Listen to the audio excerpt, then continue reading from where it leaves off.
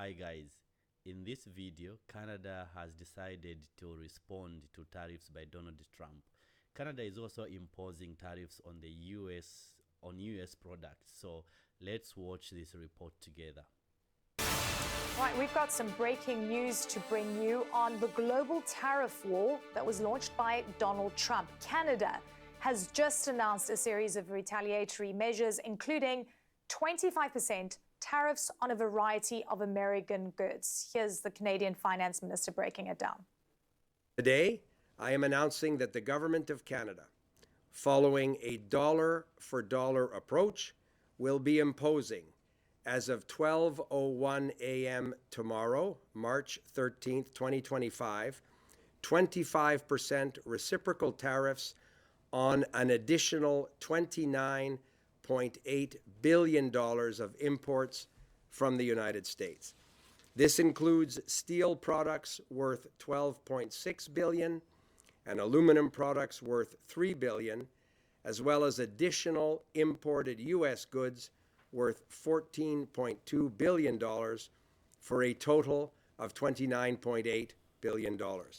The list of additional products affected by counter tariffs includes computers, sports equipment, and cast iron products as examples. These tariffs are in addition to Canada's 25% counter tariffs on $30 billion of imports from the United States in response to U.S. tariffs put in place on March 4th. Canadian officials are not mincing any words in their response to the Trump administration. Listen to this.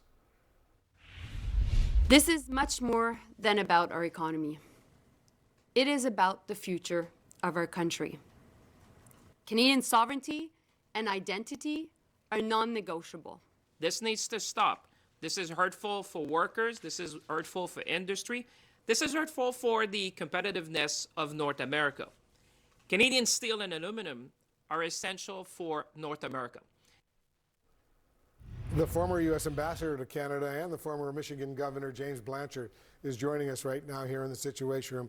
What's your reaction to what's going on? I mean, for me, as a kid growing up in Western New York, Buffalo, on the border with Canada, it's hard for me to believe that U.S.-Canadian relations are in a crisis like they are right now. Yeah, it's really goofy stuff. It's totally unnecessary. Our relations with Canada today are the worst in modern history. And it's not just tariffs. It's the constant insults by the White House, calling it the 51st state. It's the Vice President saying that in the last few decades, Canada has treated us very badly. We've had this fabulous partnership and alliance all my life, and it's been seriously damaged these last month and a half, 2 months. It's not just the tariffs, it's also the verbal statements. When you hear the president or the vice president refer to the Prime Minister of Canada, and you were the U.S. ambassador to Canada, as a governor, as if Canada is a 51st state, what do you think? Well, it's an insult to Canada. Canadians find that as insulting as tariffs. The tariffs, of course, are totally unnecessary and are going to be inflationary and harmful. But yeah, I mean, to say you're 51st state is like saying you don't count. You're an appendage to us. No, everything they're doing appears to be designed to destroy our fabulous relationship. I'm spending more time on Canadian television and radio telling the Canadians that the White House does not speak for 90% of Americans, that Canada is our most reliable, trusted, and best ally. It isn't just the economy and autos, I grew up in Detroit, or agriculture. It's cultural, it's relatives, it's tourism, it's everything. Yeah, I mean, it's really crazy when you think about it. Yeah. When you hear Trump say this isn't really a trade war that he's launched against Canada, it's a drug war that he's launched because of the illegal drugs pouring into the United States, he says, from Canada. Yeah, fentanyl less than 1%. There probably are more drugs going north and guns going north. By the way, in terms of migrants, I think there are more people going north these days than south. This whole trade dispute is a manufactured dispute. It's made up, it's make-believe. We have a manufacturing surplus with Canada, by the way. We have an auto surplus with Canada. The only deficit we have with Canada is energy, and we want that energy. Canadian natural gas heats homes in Detroit. We have been energy self-sufficient, Wolf, since the first term of Barack Obama. Mr. Trump says we have an energy emergency. No, he may cause one. No, we're energy self-sufficient. It's growing. Everything we do with Canada has been a positive relationship. We're gonna cut the ribbon on a new modern bridge in Detroit, the Gordie Howe International Bridge, next fall. That is going to be a celebration of our relationship, both families and tourism, agriculture, autos, manufacturing. We have an integrated economy with Canada, and we also have an integrated cultural relationship as well. People don't necessarily appreciate, including people who live on the border with Canada, how much electrical power, for example, emerges from Canada into the United States and helps Americans. And in Michigan, in New York, and other states as well. Oh, and New England, by the way. Quebec could shut down New England. Hydro-Quebec. Yeah, but you know, one thing too, people don't realize that Michigan is an agricultural state.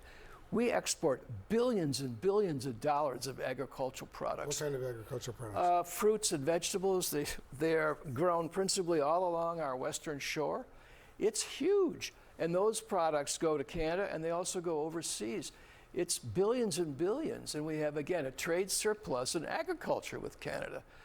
The other thing I want to mention is back when our auto companies were in trouble, you and I, we've dealt with this a few times. Right. But in 2009, when Barack Obama crammed down administrative bankruptcy for General Motors and Chrysler to help them stay alive during the financial crisis, Canada also contributed to that, both Ontario and the federal government. So they were there when we needed them. When 9/11 hit us, the first ambassador in NATO to call our ambassador was the Canadian ambassador. Say, what can we do to help? This is an alliance my entire life and yours. And we cannot let the White House, Mr. Trump, put it asunder. We just cannot allow it. And at some point, members of the Senate are going to have to stand up and say, enough is enough. You think that's going to happen?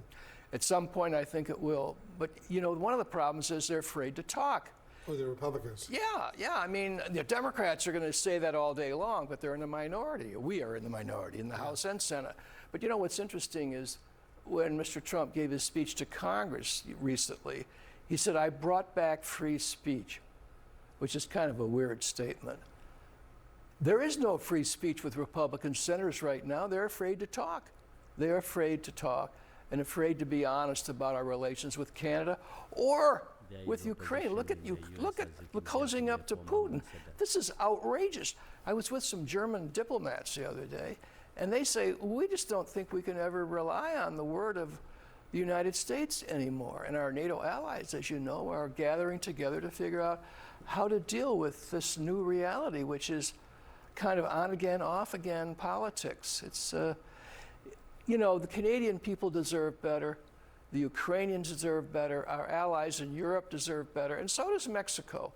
And our leaders in Congress are going to have to stand up for the right things, for our time-honored traditions that have preserved the peace all of my life and all of yours. All of this is further straining the relationship, Jeff, between the Trump administration and Canada, right?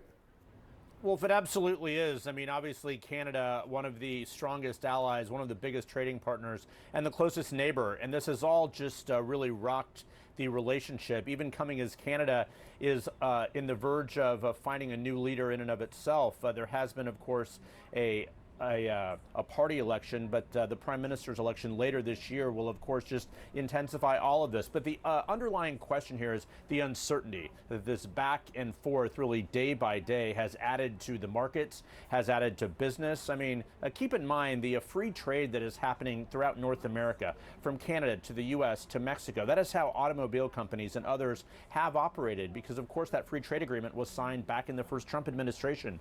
Now the president is clearly using tariffs in a different way, and the threat of them as well. But Wolf, all of it is taking a toll on the president's view of how Americans view he's handling the economy. We have a new CNN poll out this morning that offers a very interesting window into this.